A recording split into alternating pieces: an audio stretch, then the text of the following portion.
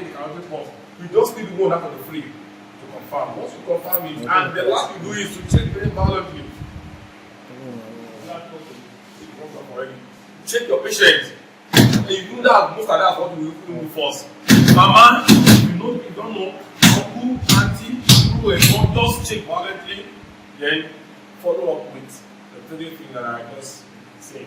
Then once you are done with that, the next thing you do is what? So, go for help and start the CPR. Now, doing your CPR can be a lone respirator. It can also be a dual respirator. The lone respirator is you are the only person there. If you are the only person there that knows how to do it, automatically nobody is going to help you. But you get more fatigued, you get more tired. But if you are because the CPR we are talking about involves two things. You are compressing the chest of the patient, and you are also giving a rescue breath. You bring to the mouth of the patient, you press the chest. When you press the chest down, it goes for 30 compressions, then the rescue breath goes for 2. So when you are done that, the first cycle, you go back again all over, go back to the chest, and you can check. I'm not sure if I actually said it, but I believe that you can should have known. You can go for one sample and be satisfied. I hope you know. So, okay, I said it, I believe. Thank you, sir. Thank you, sir.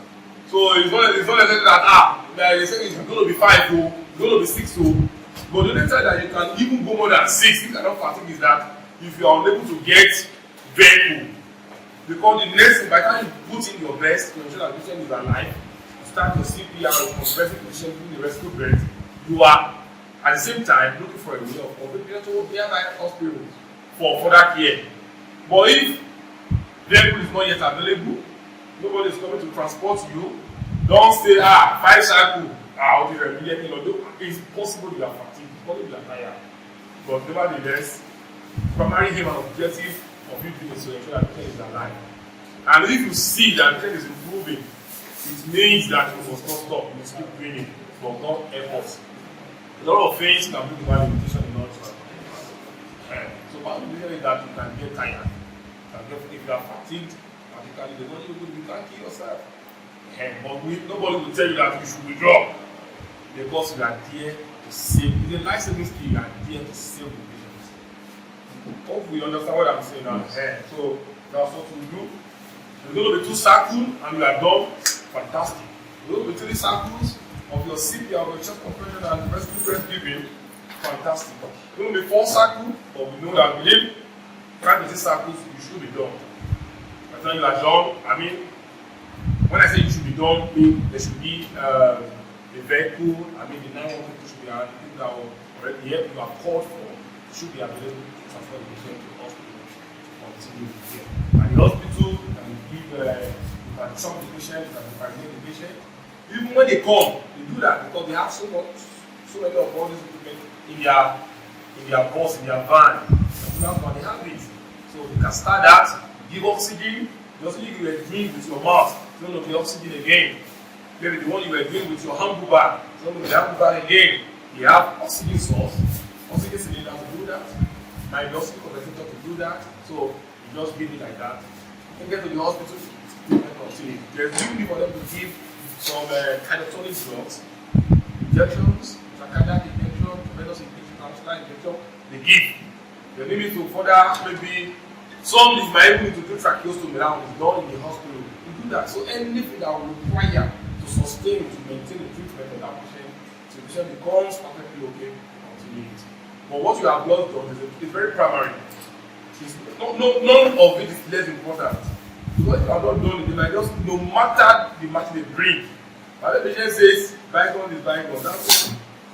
Because you get back to that, you don't know here. So that is how important it is.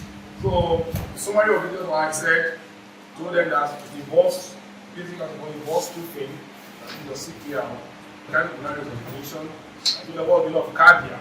Cardiac means heart, pulmonary means lung, respiration means you want to rescue the patient.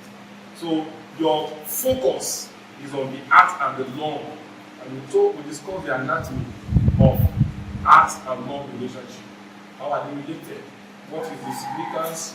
What is the nexus? What is the family relationship of the heart and the lung? We discussed it. How the heart pumps blood, blood that's being pumped by the heart goes to the lung, then goes to systemic circulation. That's why we have blood circulation and systemic circulation. Goes to the lung, so the one that is deoxygenated, the one without less oxygen, gets to the lung that is reoxygenated and comes back to the heart for systemic circulation. Goes to the entire body, then the body picks it, the body is happy. You understand? So the one the body picks is utilized, then gets oxygenated, goes back to the heart, from the heart to the lung again. The one that is up, that is live already, is exhaled, which is your CO2. The oxygen diffuses into the lung, from the lung into the heart, then gets circulated entirely. So that's the cycle. So that's what we want to establish. We also discuss the difference between the brain and the heart as well. That the heart is, the heart does its work, which is the pumping of the heart, because of the autorhythmicity. There's what called neuroautorhythmicity. There is inhibition, there is signal from the brain to the heart. And once it's to the heart contracts. When the heart contracts, the comes inside the heart is what is expelled to the entire body. So the signal there, which means that if the brain stops, automatically the heart will stop.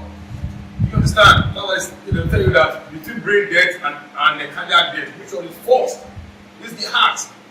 Because once the brain stops, automatically what happens? The heart cannot do anything again. Because the autorhythmicity of the heart is secondary to the what? To the brain. That is called the functionality of the brain. So the brain is not functioning any longer. The brain is dead, automatically the heart will stop. That's what is called our SNO, the ABNO, the bubble of easy. We discuss that. And all those things are the neural signals in the heart.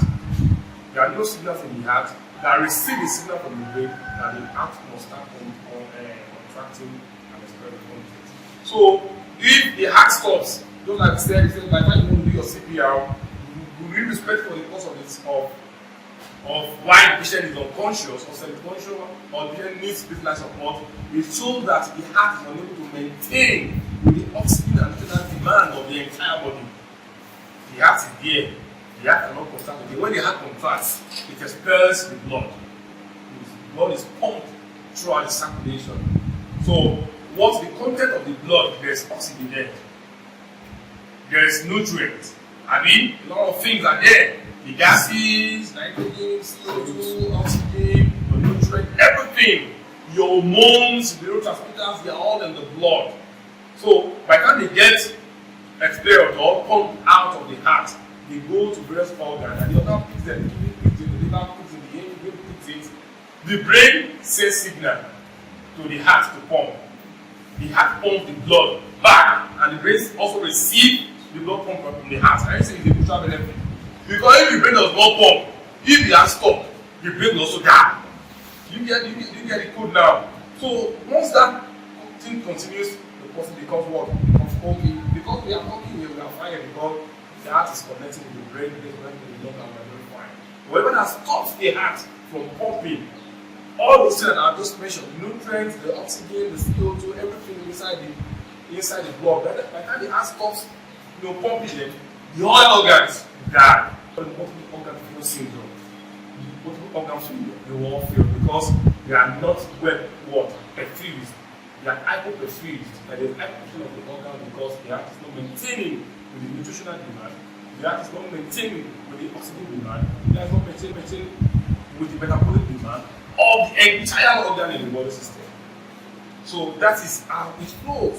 So irrespective of the cause of the cardiac arrest, what we need to do is that we want to resensitize that to come up again. That's why when you're watching a movie, you see in the movie, you see doctors pressing the chest, or when the dying patient start pressing the chest because they believe that when the heart stops, that's the end. And the reason why you are doing that is that you want to, it's an external stimulation. External stimulation. Most the heart, the largest portion of the heart is muscle. There are 3 layers. We have the pericardium, we have the myocardium, we have the endocardium. The myocardium is the muscular part of the heart, and it's the biggest part of the heart. So, which shows that because the heart contracts, it is a contraction. And what is contractile? And what the three tissues that compose the heart is the muscle. So, and that is why when the heart contracts, what? The content is expelled throughout the entire body. So once the heart stops now, shows that the heart is resting. What happens? The blood is no longer flowing. When blood is no longer flowing, what happens? All the organs will begin to fail. When the patient dies, that is the stage of death.